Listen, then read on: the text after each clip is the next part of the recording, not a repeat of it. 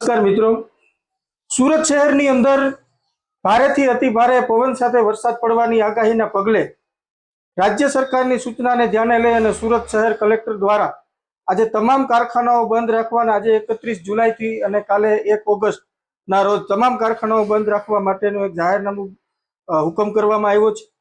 ત્યારે તમામ રત્ન કલાકારોને હું વિનંતી કરવા માંગુ છું કે આપ આ વરસાદી માહોલની અંદર પોતાના ઘરે રહો, સુરક્ષિત રહો અને પરિવાર સાથે રહો।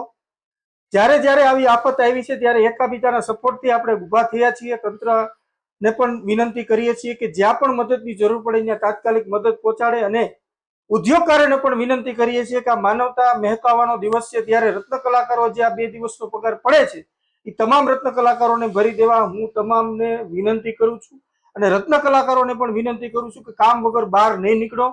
આ 2 દિવસ સુરત માટે અતિ ભારે વરસાદ પડવાની આગાહી છે અને સુરતની માટે અતિ ભારે સમય છે। ત્યારે આ તમામ રત્ન કલાકારોને વિનંતી કે સુરક્ષિત રહો અને ઘરે રહો જેથી કરી આપણે આપણા પરિવાર પાસે રહી શકીએ અને આ વરસાદી માહોલની અંદર બહાર ઉતરી શકીએ। અને તંત્રને પણ વિનંતી કરું કે જ્યાં જ્યાં મદદની જરૂર પડે ત્યાં મદદ પહોંચાડે। નમ્ર વિનંતી, આભાર।